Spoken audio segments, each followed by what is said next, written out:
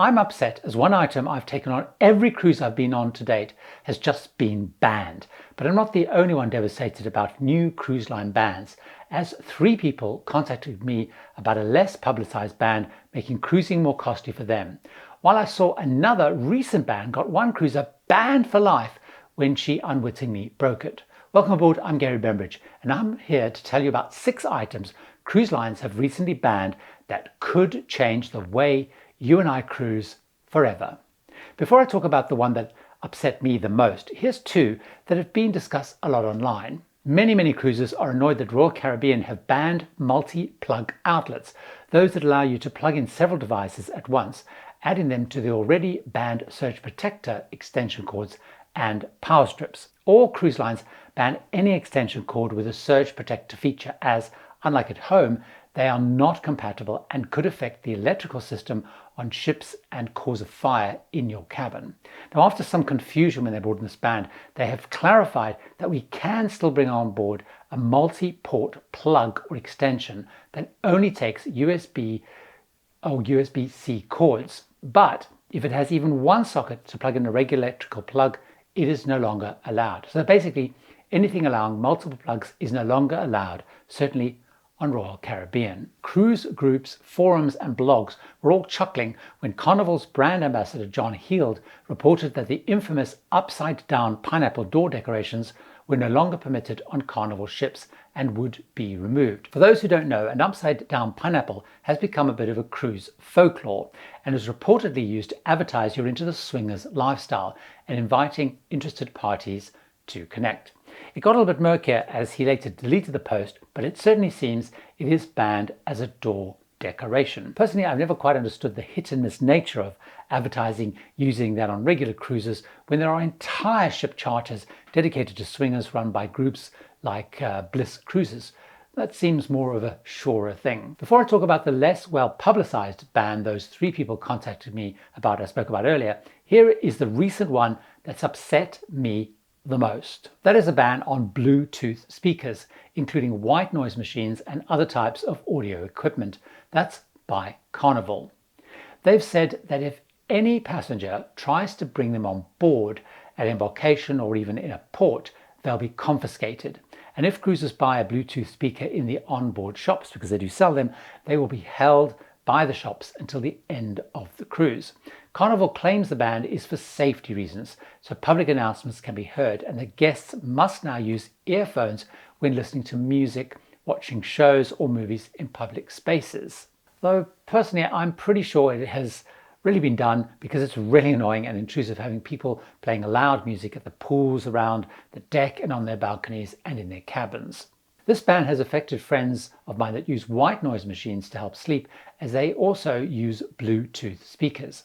The ban at the time of recording is just on Carnival Cruise Line, and I really hope it does not spread across the lines because I always take Bluetooth speakers with me to listen to music and podcasts in my cabin. Before I get into the ban that upset those 3 people I spoke about at the start, I want to talk about a rather unusual ban, but one I had to tell a passenger on my last cruise about because they were planning to bring one on their very next cruise. Probably one of the more high-tech bans recently is a ban on bringing your own personal Starlink dish and device.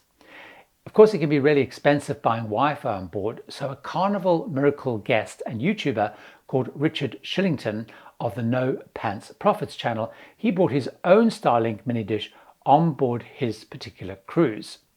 He made a video actually showing how he used it on the ship and he posted using his Starlink connection. But as soon as the cruise line saw the video and that he had his own Starlink dish on board, they confiscated it. So now most cruise lines in their prohibited list actually call out the ban on personal Starlink devices or similar devices. Cruise lines, by the way, also ban setting up personal Wi-Fi hotspots and equipment which allows you to set one up, although I've actually met several people who actually do this. While this ban is inconvenient, it pales into insignificance compared to the next ban that have and will have a bigger effect on quite a few people's ability to cruise at all. This seems to be mostly focused on UK-based lines at the moment, such as P&O and Fred Olsen, and they are banning guests from bringing a wheelchair unless they have booked an accessible room. Now, in the past, people using wheelchairs on these lines could often book just a regular cabin, particularly if they used, a foldable wheelchair and only used it infrequently. However, some cruise lines have changed their approach, arguing to meet the SOLAS, that's the International Convention for the Safety of Life at Sea, to meet the SOLAS rules, they now need to restrict the number of passengers who use wheelchairs and so require assistance to get to the muster station in an emergency, which of course is usually on a different deck. So they need to restrict the number of people using a wheelchair because lines have to have crew allocated to assist anyone with mobility issues using a wheelchair. And they said too many people are not declaring their mobility restrictions, arriving with a wheelchair, meaning that they do not have enough crew capacity in an emergency. Now, several lines I checked are saying that they've changed their policy and they will now restrict the number of people that use mobility aids, specifically wheelchairs, per sailing. And if people arrive without having declared they're bringing and use a wheelchair and haven't booked an accessible room, they could be denied boarding at their own cost at check-in. For some lines, the number of people in wheelchairs they can cope with is the same number as accessible cabins. They basically now ban people from traveling with a wheelchair without booking an accessible cabin on those ships. All those 3 people that contacted me are now finding that the cost of their cruises has gone up fairly significantly because accessible cabins are usually at a premium to what they used to book. So do check if this affects you, as the policy seems to differ line by line and I think is likely to keep changing, but you don't want to find out the hard way. One item that has been added very clearly to the ban list recently is products containing CBD.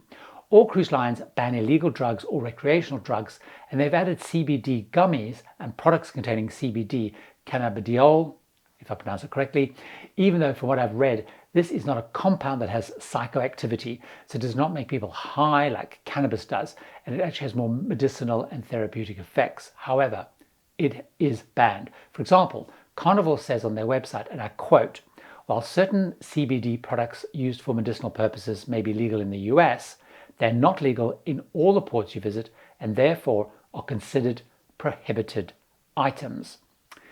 This is something that Melinda Erin van Veldhuizen discovered to her huge cost, trying to board a Carnival cruise with her family in Port Miami in Florida to celebrate her wedding anniversary. CBD gummies were spotted in her bag and she was denied boarding with no refund and was also banned for life for cruising on Carnival. So bear that in mind, products with CBD are a no-go.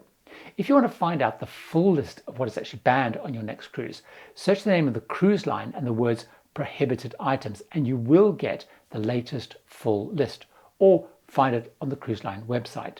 But if you actually want to know more about packing and what to leave behind these days, join me over in this video where I start with one thing I now never take, even though in fact it's not banned. See you over there.